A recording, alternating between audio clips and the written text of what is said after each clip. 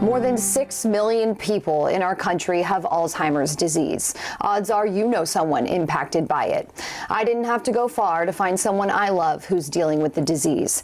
My grandma's husband of almost 10 years was diagnosed in 2020.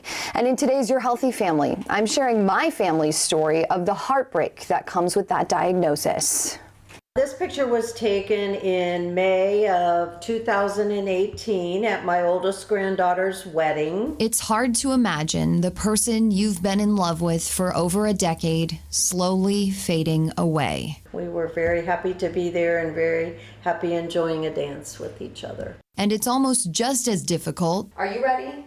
I guess so. To sit down and talk about it, even if it is with your granddaughter. You know, a lot of this I'm even hearing for the first time because I remember you two had waited a while before. Oh yeah, we didn't tell anybody for a while. Well, we really didn't know. He was tested at the end of 2017. But it wouldn't be until summer of 2020, my Mima, Terry Wilgus Nicely, would learn her husband Stanley had Alzheimer's. You don't know anything till you live it. She and Stanley got married in August of 2014. They were retired. Oh, we were on the go all the time. And loved to travel. We went on several cruises every year and became snowbirds back to Indiana, where his hometown was, and spending time in Florida every winter with my family. But during one of those summers in Stanley's hometown in Indiana, we got ready to meet some friends at lunch at a town about 20 miles away. And as we were getting ready to go, he said, "Now how do we get there?"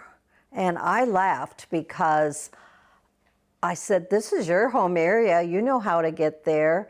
We've been there before." And he said, "No, I'm not kidding. I really can't remember how to get there." That's when she says her antennas started going up. I mentioned it to the doctor at his regular checkup, and the doctor suggested that he see a neuropsychologist and have a baseline test. They do the test again in 2 years and see where things have gone. After his initial test, my grandma started to notice even more changes in her husband. When we were in groups, he just didn't really join in the conversation.